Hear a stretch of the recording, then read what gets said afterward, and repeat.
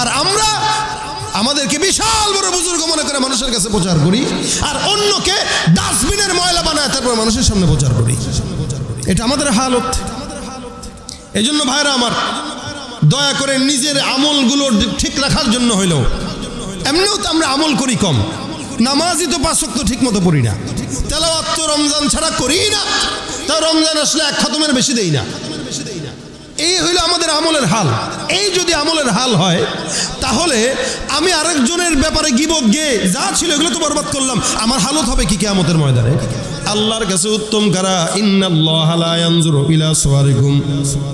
আল্লাহ পাক ডাক দিয়া বলেন, চেহারার কারণে আল্লাহ পাক বান্দাকে দাম দেয় না, চেহারার দিকে তাকান না, সম্পদের দিকে তাকান না, ওয়ালাকিন ইয়ানজুরু ইলা কুলুবিকুম। আল্লাহ পাক বান্দার অন্তর আর আমলের দিকে দেখেন। সুবহানাল্লাহ। এ ভাইরা আমার, এই জন্য আল্লাহ পাক পুরুষদের ব্যাপারে বলেন, লা ইয়াসখার কওমুম মিন কওম। মেয়েদের ব্যাপারে বলেন, ওয়ালা নিসাউম মিন নিসা। মেয়েরা যেন মেয়েদেরকে কোনো হ্যায় প্রতিপন্ন না করে, আমি অমুক হুজুরের মেয়ে, আমি অমুক চেয়ারম্যানের মেয়ে। এক মেয়ে আরেক মেয়ের উপরে বড়াই দেখায়। এই জন্য আল্লাহ বলেন, আসা আইয়াকুন্না খায়রুম মিনহুন। এমনও হতে পারে ওই নারীরা তোমার চাইতেও আল্লাহর দরবারে দামি, ঠিক কিনা? সমাজের ভিতরে অসংখ্য বান্দারা আছে যারা নাকি একজনকে আরেকজন ব্যঙ্গ নাম দেয়, ব্যঙ্গ নামে ডাক দেয়। আল্লাহ বলেন, আলা তালমিজু আনফুসাকুম আলা তানাবাজু বিল আলকাব। খবরদার, কিতাবি নামে কেউ কাউকে ডাকবা না। বন্ধু বন্ধুকে মোটকা বলে ডাক দেয়, আছে না নাই? বন্ধু বন্ধুরে চিকনু নামে ডাকে, বন্ধু বন্ধুরে লম্বা নামে ডাকে, অর্থাৎ এমন নামে ডাকে যে এই নাম সে পছন্দ করে না। আল্লাহ বলে, ওয়ালা তানাবাজু বিল আলকাব। যার যেই নাম, ওই নামের বাহিরে কোনো ভিন্ন যদি লকব দেয়, এই লকবটা ইসলামী আইন অনুযায়ী আল্লাহর আয়াতের বরখেলাফ কাজ। এটা যত বড় হুজুর দেখ, পীর সাহেব দেখ, যেই দেখ না কেন, এটা আল্লাহর কোরআনের বিরোধী, ঠিক কিনা? আলা তানাবাজু বিল আলকাব। আপনি আপনার জবান দিয়া যা বলেন, আপনি আপনার জবান দিয়া যা বলেন, লেখা হয় কি হয় না বলেন তো? আল্লাহ পাক বলেন, ইয ইয়াতালাক্কাল মুতালাক্কিয়ানি আনিল ইয়ামিনি ওয়া আনিশ শিমালি কাঈদ মা ইয়ালফিজু মিন কাওলিন ইল্লা লাদাইহি রাকীবুন আতীদ। অন্য আয়াতের মধ্যে আল্লাহ পাক রব্বুল আলামিন বলেন, ওয়া ইন্না আলাইকুম লাহাফিজিনা কিরামান কাতিবিনা ইয়ালামুনা মা তাফআলুন। বান্দা জবান দিয়া যা বলে, ডানে বামে সব ফেরেশতারা বসা, বান্দার সকল আমলনামাগুলো লেখার জন্য ফেরেশতা আছে না নাই? এ মুসলমান, এই কারণে জবানের হেফাজত করা দরকার, আছে না নাই? গীবত শিকায়াত করবো নাকি? একদিকে নামাজ পড়তেছেন, গীবত করতেছেন, নামাজটা মসজিদে রেখে আসলেন। আমি তো এমন হাজিদের কেউ দেখেছি যারা তাওয়াফরত অবস্থায়, সাফা মারওয়া সাই অবস্থায়ও গীবত শিকায়াতে মগ্ন হয়ে থাকে। এত ভাইরাস হয়ে গেছে আমাদের সমাজে, কল্পনাও করা যায় না, চিন্তাও করে না। আমি আমার নিজের গুনাহ যদি আমার আয়নায় প্রকাশ পাইতো, আর মানুষ যদি জানতো, চেহারা যদি গুনাহ প্রকাশ পাইতো, আল্লাহর কসম আমি বড় বড় কথা এখানে বসে মারতে পারতাম না, কেউ পারতো না। যদি মানুষের গুনাহ প্রচার হইতো, তাহলে আমি কিভাবে আরেকজনের দোষ চর্চা করি? আমি কিভাবে নিজেকে বিশাল বড় আমলদার হিসেবে মানুষের সামনে প্রচার করি? আমি আমার নিজের অন্যায় দেখলেও তো আমার আফসোস লাগে, আহারে কেমনে আমি আমার গুনাহকে দূর করব? এজন্য আমি সহ প্রত্যেকেই নিয়ত করব, আল্লাহ, আমি যেহেতু বলতেছি, আমি বলনেওয়ালা, আমি এই জন্য আগে বলছি নসিহা করব না, আমি মুজাকারা করব, যেটা আমার ফায়দার জন্য।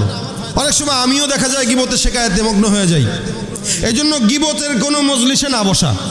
কোনো গীবতের মজলিস হবে, ওখান থেকে উঠে যাবেন, বলবেন ভাই আল্লাহর রাস্তে গীবত শিকায়াত বাদ দেন। এটা বলার পরে আপনাকে কেউ বলবে, হ্যাঁ ভিজা দরবেশি দেখায়, বলতে পারে, বলুক, সে বলুক। আপনি তো আপনার আমলকে ঠিক রাখলেন, আপনি তো গুনাহ থেকে বাঁচলেন। আপনাকে কেউ টিটকারি করুক, আপনাকে কেউ দরবেশ বলুক না, আপনি গীবত থেকে তো বাঁচলেন। এজন্য গীবতের মজলিস হলে উঠে যাবেন, চলে যাবেন এখান থেকে। আল্লাহ পাক আমাকে আগে আমল করার তৌফিক দান করুক, আপনাদেরকেও তৌফিক দান করুক। এটা সমাজে ভাইরাস হয়ে গেছে এখন। এজন্য কেউ কারো ব্যাপারে আল্লাহর হস্তে কোনো গীবত শিকায়াতে মগ্ন থাকবেন না, নিজের আমলের প্রতি যত্নবান হন। আমি আমার আমলের প্রতি, এই জন্য ওমর রাদিয়াল্লাহু তাআলা বলেন, হাসিবু ক্বাবলা আন তুহাসাবু।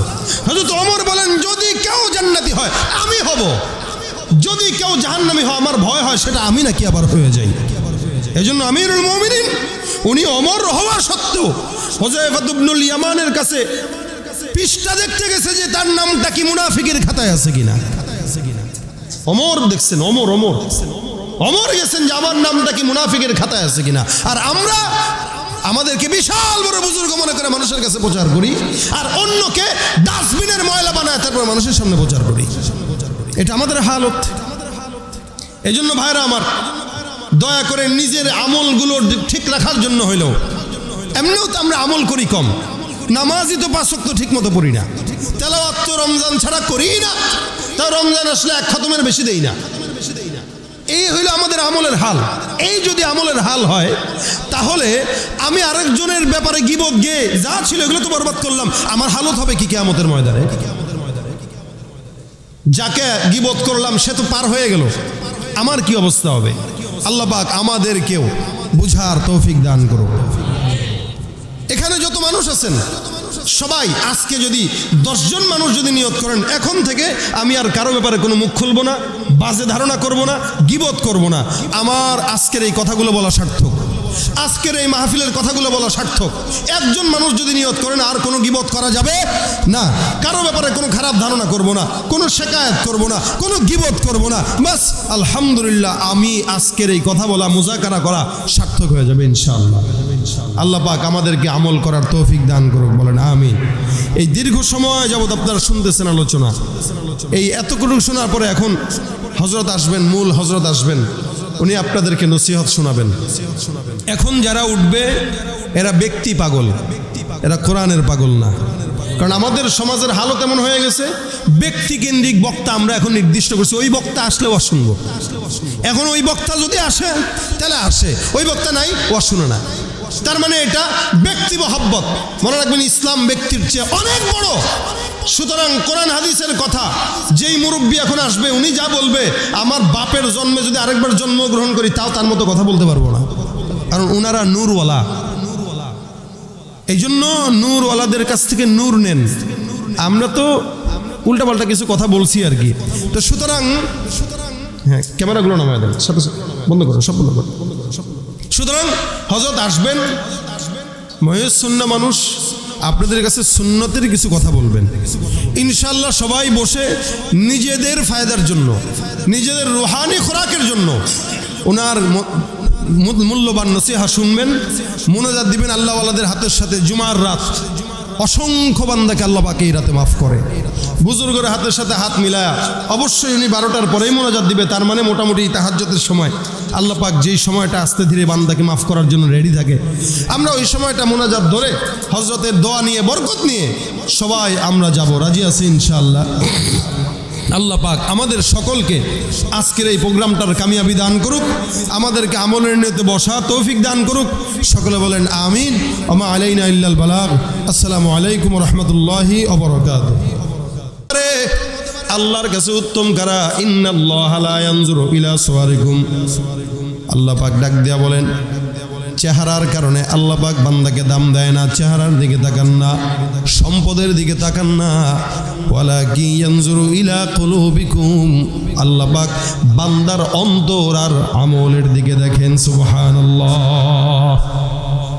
এ ভাইরা আমার, এই জন্য আল্লাহ পাক পুরুষদের ব্যাপারে বলেন লা ইয়াসখার কওমুম মিন কওম, মেয়েদের ব্যাপারে বলেন ওয়ালা নিসাউম মিন নিসা, মেয়েরা যেন মেয়েদেরকে কোনো হ্যায় প্রতিপন্ন না করে, আমি অমুক হুজুরের মেয়ে, আমি অমুক চেয়ারম্যানের মেয়ে, এক মেয়ে আরেক মেয়ের উপরে বড়াই দেখায়।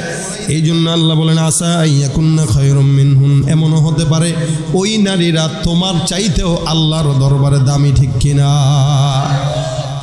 সমাজের ভিতরে অসংখ্য বান্দারা আছে যারা নাকি একজনকে আরেকজন ব্যঙ্গ নাম দেয়, ব্যঙ্গ নামে ডাক দেয়। আল্লাহ বলেন ওয়ালা তালমিজু আনফুসাকুম ওয়ালা তানাবাজু বিল আলকাব, খবরদার কিতাবি নামে নামে কেউ কাউকে ডাকবা না।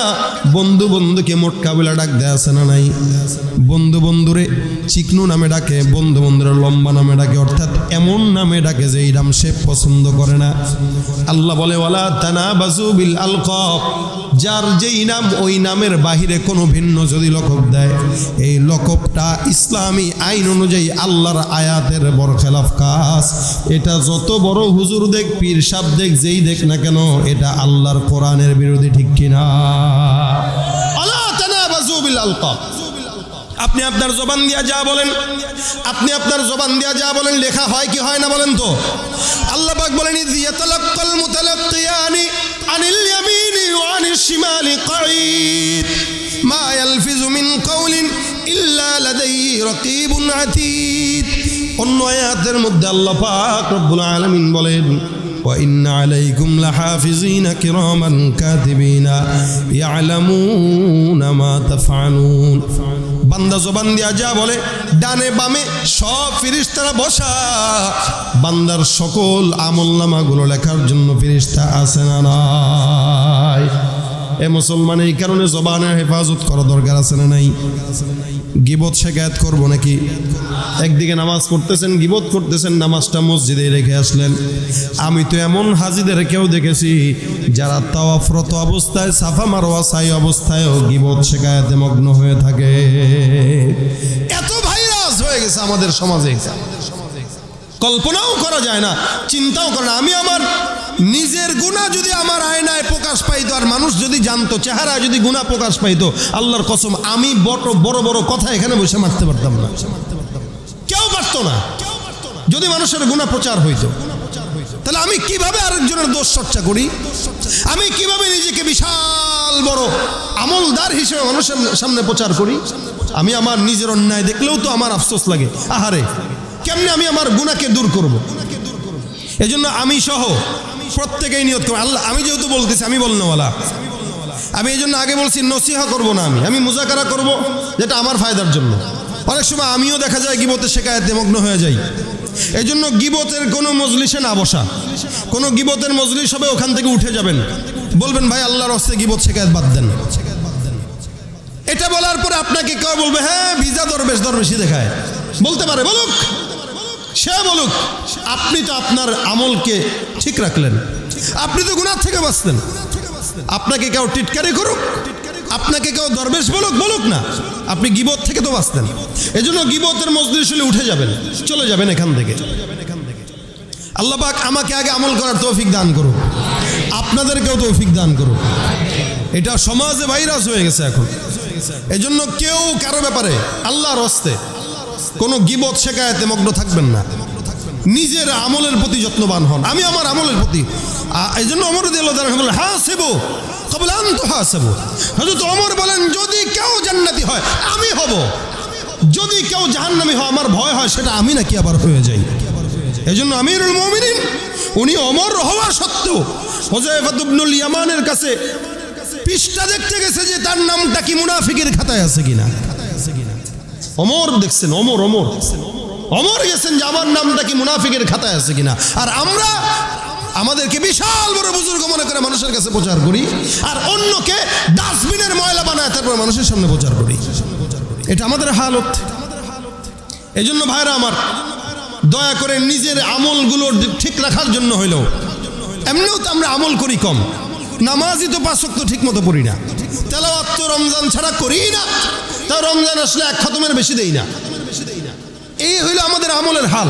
এই যদি আমলের হাল হয়, তাহলে আমি আরেকজনের ব্যাপারে গিবত গিয়ে যা ছিল এগুলো তো বরবাদ করলাম, আমার হালত হবে কি কিয়ামতের ময়দানে? যাকে গিবত করলাম সে তো পার হয়ে গেল, আমার কি অবস্থা হবে? আল্লাহ পাক আমাদেরকেও বুঝার তৌফিক দান করুন। এখানে যত মানুষ আছেন সবাই আজকে যদি 10 জন মানুষ যদি নিয়ত করেন এখন থেকে আমি আর কারো ব্যাপারে কোনো মুখ খুলবো না, বাজে ধারণা করব না, গিবত করব না, আমার আজকের এই কথাগুলো বলা সার্থক। আজকের এই মাহফিলের কথাগুলো বলা সার্থক। একজন মানুষ যদি নিয়ত করেন আর কোনো গীবত করা যাবে না, কারো ব্যাপারে কোনো খারাপ ধারণা করব না, কোনো শেকায়েত করব না, কোনো গীবত করব না, বাস আলহামদুলিল্লাহ আমি আজকের এই কথা বলা মুযাকারা করা সার্থক হয়ে যাবে ইনশাআল্লাহ। আল্লাহ পাক আমাদেরকে আমল করার তৌফিক দান করুক, বলেন আমিন। এই দীর্ঘ সময় যাবত আপনারা শুনতেছেন আলোচনা, এই এতটুকু শোনার পরে এখন হযরত আসবেন, মূল হযরত আসবেন, উনি আপনাদেরকে নসিহত শোনাবেন। এখন যারা উঠবে এরা ব্যক্তি পাগল, এরা কোরআনের পাগল না। কারণ আমাদের সমাজের হালত এমন হয়ে গেছে, ব্যক্তিকেন্দ্রিক বক্তা আমরা এখন নির্দিষ্ট করছি, ওই বক্তা আসলে ওয়াজ শুনবো। এখন ওই বক্তা যদি আসে তাহলে আসে, ওই বক্তা নাই ওয়াজ শুনে না। তার মানে এটা ব্যক্তি মহব্বত। মনে রাখবেন ইসলাম ব্যক্তির চেয়ে অনেক বড়। সুতরাং কোরআন হাদিসের কথা যেই মুরব্বী এখন আসবে উনি যা বলবে, আমার বাপের জন্মে যদি আরেকবার জন্মগ্রহণ করি তাও তার মতো কথা বলতে পারবো না, কারণ ওনারা নূরওয়ালা। এই জন্য নূরওয়ালাদের কাছ থেকে নূর নেন। আমরা তো উল্টাপাল্টা কিছু কথা বলছি আর কি। তো সুতরাং হ্যাঁ, ক্যামেরাগুলো নামায় দেন, সাথে সাথে বন্ধ করুন, সব বন্ধ করুন। সুতরাং হযরত আসবেন, মহিউস সুন্নাহ মানুষ, আপনাদের কাছে সুন্নতের কিছু কথা বলবেন ইনশাআল্লাহ। সবাই বসে নিজেদের ফায়দার জন্য, নিজেদের রুহানি খোরাকের জন্য ওনার মূল্যবান নসিহা শুনবেন, মুনাজাত দিবেন আল্লাহওয়ালাদের হাতের সাথে। জুমার রাত অসংখ্য বান্দাকে আল্লাহ পাক এই রাতে মাফ করে। বুজুর্গের হাতের সাথে হাত মিলায়া অবশ্যই উনি 12টার পরেই মুনাজাত দিবে, তার মানে মোটামুটি তাহাজ্জুদের সময়। আল্লাহ পাক যেই সময়টা আস্তে ধীরে বান্দাকে মাফ করার জন্য রেডি থাকে, আমরা ওই সময়টা মুনাজাত ধরে হযরতের দোয়া নিয়ে, বরকত নিয়ে সবাই আমরা যাব। রাজি আছি ইনশাআল্লাহ। আল্লাহ পাক আমাদের সকলকে আজকের এই প্রোগ্রামটার কামিয়াবি দান করুক, আমাদেরকে আমলের নিয়তে বসা তৌফিক দান করুক। সকলে বলেন আমিন। ওয়া মা আলাইনা ইল্লাল বালাগ। আসসালামু আলাইকুম ওয়া রাহমাতুল্লাহি ওয়া বারাকাতুহু। আল্লাহর কাছে উত্তম কারা, ইন্নাল্লাহা লা ইয়ানজুরু ইলা সুওয়ারিকুম। আল্লাহ পাক ডাক দিয়া বলেন, চেহারার কারণে আল্লাহ পাক বান্দাকে দাম দেয় না। চেহারার দিকে তাকান না, সম্পদের দিকে তাকান না, ওয়ালাকিন ইয়ানজুরু ইলা কুলুবিকুম। আল্লাহ পাক বান্দার অন্তর আর আমলের দিকে দেখেন। সুবহানাল্লাহ। এ ভাইরা আমার, এই জন্য আল্লাহ পাক পুরুষদের ব্যাপারে বলে লা ইয়াসখার কওমুম মিন কওম, মেয়েদের ব্যাপারে বলেন ওয়ালা নিসাউম মিন নিসা, মেয়েরা যেন মেয়েদেরকে কেন হ্যাঁ প্রতিপন্ন না করে, আমি অমুক হুজুরের মেয়ে, আমি অমুক চেয়ারম্যানের মেয়ে, এক মেয়ে আরেক মেয়ের উপরে বড়াই দেখায়। এই জন্য আল্লাহ বলেন আসা আইয়াকুন্না খায়রুম মিনহুন, এমনও হতে পারে ওই নারীরা তোমার চাইতেও আল্লাহর দরবারে দামি, ঠিক কিনা? সমাজের ভিতরে অসংখ্য বান্দারা আছে যারা নাকি একজনকে আরেকজন ব্যঙ্গ নাম দেয়, ব্যঙ্গ নামে ডাক দেয়। আল্লাহ বলেন ওয়ালা তালমিজু আনফুসাকুম ওয়ালা তানাবাজু বিল আলকাব, খবরদার কিতাবি নামে কেউ কাউকে ডাকবা না। বন্ধু বন্ধুকে মোটকা বলে ডাক দেয়, আছে না নাই? বন্ধু বন্ধুরে চিকনু নামে ডাকে, বন্ধু বন্ধুরে লম্বা নামে ডাকে, অর্থাৎ এমন নামে ডাকে যে এই নাম সে পছন্দ করে না। আল্লাহ বলে ওয়ালা তানাবাজু বিল আলকাব, যার যেই নাম ওই নামের বাহিরে কোনো ভিন্ন যদি লকব দেয়, এই লকবটা ইসলামী আইন অনুযায়ী আল্লাহর আয়াতের বরখেলাফ কাজ। এটা যত বড় হুজুর দেখ, পীর সাহেব দেখ, যেই দেখ না কেন, এটা আল্লাহর কোরআনের বিরোধী, ঠিক কিনা? আলা তানাবাজু বিল আলকাব। আপনি আপনার জবান দিয়া যা বলেন, আপনি আপনার জবান দিয়া যা বলেন লেখা হয় কি হয় না বলেন তো?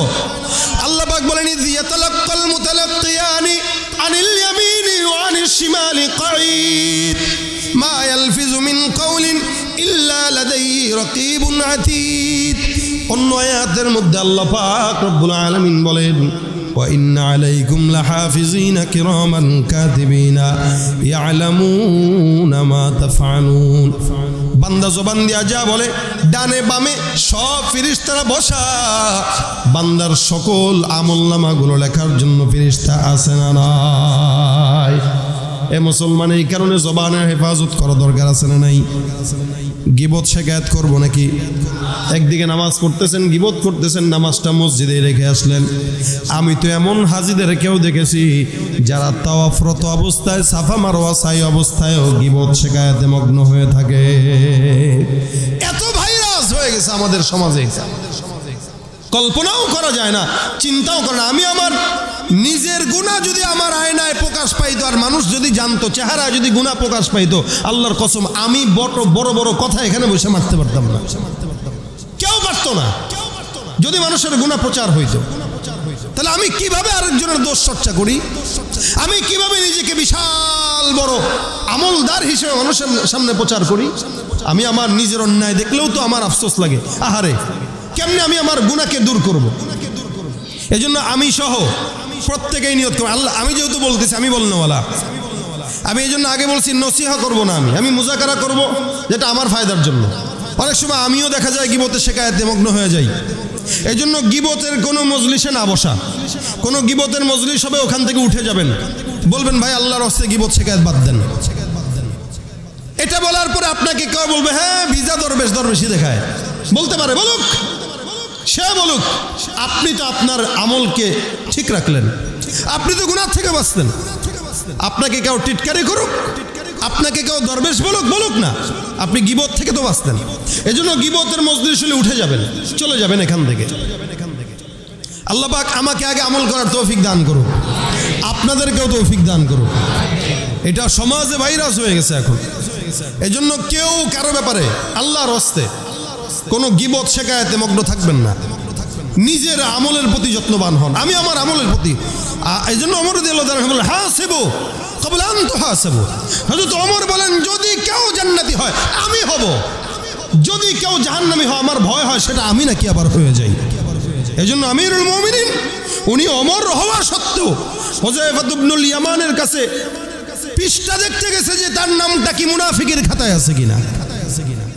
ওমর দেখছেন, ওমর গেছেন যে আমার নামটা কি মুনাফিকের খাতায় আছে কিনা। আর আমরা আমাদেরকে বিশাল বড় বুজুর্গ মনে করে মানুষের কাছে প্রচার করি, আর অন্যকে ডাস্টবিনের ময়লা বানায় তারপর মানুষের সামনে প্রচার করি। এটা আমাদের হালত।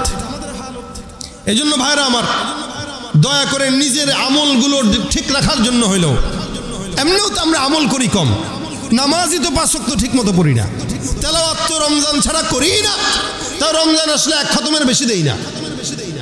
এই হইল আমাদের আমলের হাল।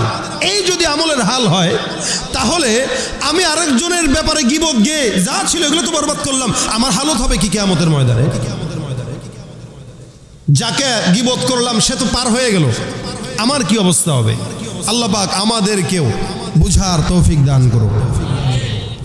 এখানে যত মানুষ আছেন সবাই আজকে যদি 10 জন মানুষ যদি নিয়ত করেন এখন থেকে আমি আর কারো ব্যাপারে কোনো মুখ খুলবো না, বাজে ধারণা করব না, গীবত করব না, আমার আজকের এই কথাগুলো বলা সার্থক, আজকের এই মাহফিলের কথাগুলো বলা সার্থক। একজন মানুষ যদি নিয়ত করেন আর কোনো গীবত করা যাবে না, কারো ব্যাপারে কোনো খারাপ ধারণা করব না, কোনো শিকায়াত করব না, কোনো গীবত করব না, বাস আলহামদুলিল্লাহ আমি আজকের এই কথা বলা, মুজাকারা করা সার্থক হয়ে যাবে ইনশাআল্লাহ। আল্লাহ পাক আমাদেরকে আমল করার তৌফিক দান করুক, বলেন আমিন। এই দীর্ঘ সময় যাবত আপনারা শুনতেছেন আলোচনা, এই এতটুকু শোনার পরে এখন হযরত আসবেন, মূল হযরত আসবেন, উনি আপনাদেরকে নসিহত শোনাবেন। এখন যারা উঠবে এরা ব্যক্তি পাগল, এরা কোরআনের পাগল না। কারণ আমাদের সমাজের হালত এমন হয়ে গেছে, ব্যক্তিকেন্দ্রিক বক্তা আমরা এখন নির্দিষ্ট করছি, ওই বক্তা আসলে ওয়াজ শুনবো। এখন ওই বক্তা যদি আসে তাহলে আসে, ওই বক্তা নাই ওয়াজ শুনে না। তার মানে এটা ব্যক্তি মহব্বত। মনে রাখবেন ইসলাম ব্যক্তির চেয়ে অনেক বড়।